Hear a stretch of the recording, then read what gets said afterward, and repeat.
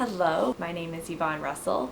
I guess the thing that I was going to share today is something I learned early this morning when I was up in an hour that most people are not awake, but I have learned that between 2:30 and 5:30, that's when inspiration comes a lot. So I was up at that hour and I was pondering and contemplating the last couple of weeks and just how much I've learned and how much I've been able to experience my actual ability to create the type of life experience that I want to have. And I realized that affirmations or declarations, they work. They really do. And if you haven't ever had them work, I've been there too. So here is the difference of why affirmations and declarations are clearly working for me now a lot faster than they ever have before, compared to 4 or 5 years ago when I first tried to use them. 4 or 5 years ago, I had a lot of blocks. I've only recently, in the last 6 or 9 months, been able to clear a lot of my blocks. And they're subconscious blocks. And our subconscious is 1,000,000 times stronger than this brain. And it's not that powerful compared to the subconscious. But your subconscious has a lot of beliefs.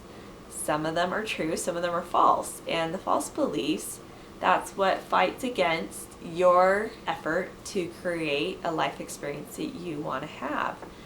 And you could say, I am so popular and I'm pretty, you're in high school and that's important to you. And it could just totally not work for you because subconsciously you're thinking you're ugly and you don't have any friends and no one likes you. So even if you're saying something every day at a mirror and you aren't feeling it, it's not going to switch it in your subconscious. If you tried affirmations and they're not working, it's probably because you have some subconscious blocks that are working against what your conscious mind is trying to accomplish. So affirmations, declarations didn't really work for me 3, 4, 5 years ago at all. Probably not even a year ago. They weren't really working when I tried them last. But since I've had some personal mentoring and I've been able to overcome a lot of blocks, and I'm still learning and growing and working on things and recognizing more blocks that I have, and I've been able to learn how to overcome some of them myself, and it has been so freeing. And what's been more amazing is ever since Master of Influence, because Kurt talks about this quite a bit at Master of Influence, about declarations and how we need to do them every day. And I haven't been doing them every day, but as I stated earlier in a previous video about when I played the cello in church on Sunday, and I had negative thoughts that were telling me that I was going to get nervous and I was going to be shaky and I was going to mess up. And I said, no, I am a confident and focused cellist. And I kept saying that, like that, out loud, multiple times while I was getting ready for church and on the drive to church, which was about 15 or 20 minutes away from me on Sunday. And I did great. It worked. I was focused and I was confident, and that was the best I've ever played the cello in my life. And so I know that declaration worked. And one of the declarations that we had in our binder at Master of Influence said something to the effect that I add value and raise other people up. We said that, I think, every day at Master of Influence, all 3 days, and then I actually said it at home one night and then again another morning.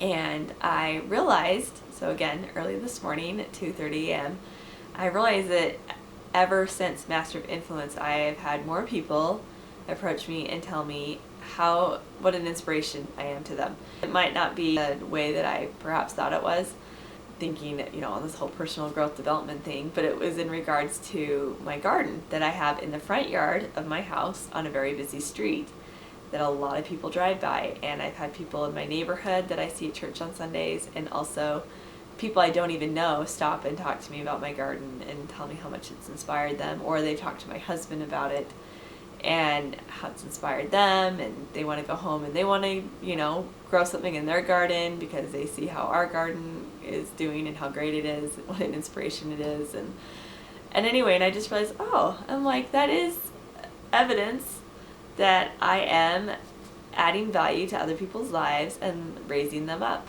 It's just amazing how our words that we speak out loud, our self-talk, how it is so powerful, and it can either raise us up and edify and uplift us, or it can drag us down, depending on which type of end of the spectrum you're going. Are you on the positive spectrum, where you're giving yourself positive self-talk and affirmations, or are you saying negative things about yourself? Like, I'm fat, I'm ugly, I'm sick, I'm lonely, I'm depressed, I'm poor, I'm broke, I'm whatever it is. I never have enough, I'm always lacking. And even though you aren't intentionally using those as affirmations, because you're saying them, your conscious mind is saying them, your subconscious is believing them, and so then it's seeking out evidences of that, and you just keep experiencing that over and over and over in your life. But if you can change and switch it so your subconscious is being told positive I am statements that you want in your life, and you can feel it, you can be excited and feel happy for it, and really put feeling into it, and then also express gratitude for it, even though you might not see the evidence of it yet, your subconscious will be retrained, and you'll start to find evidences of the positive life experience that you're trying to create for yourself, that your subconscious will seek those out, and you'll see them, and you will notice a huge shift in the type of life that you're living. And just to tell you how I do know that the statement I am is a very powerful creative statement, it is the same statement that Jehovah of the Old Testament told Moses when he sent Moses to Egypt to bring the Israelites out of bondage. And Moses said, what should I say? How will they follow me? How will they know to come with me? And Jehovah told Moses, I am that I am. And Jehovah is the creator of this earth and everything in it. And he uses that statement, I am that I am. And when Jehovah came to earth as a man, he was Jesus Christ.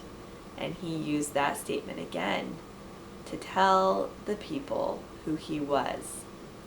That he said, before Abraham was I am. Meaning, before Abraham was I am. That was me. I am that I am. And so I do know that that statement I am is powerful, and that we need to be careful how we use the statement I am, and make sure that we always have something positive after I am rather than something negative that our subconscious will be led to believe. And so that is what I have learned and recognized today. And I'd love to hear feedback from you on either my YouTube channel or mrstips.com, or you can follow me on Facebook and just look for Mrs. Tips. So that's all I have for tonight. Good night.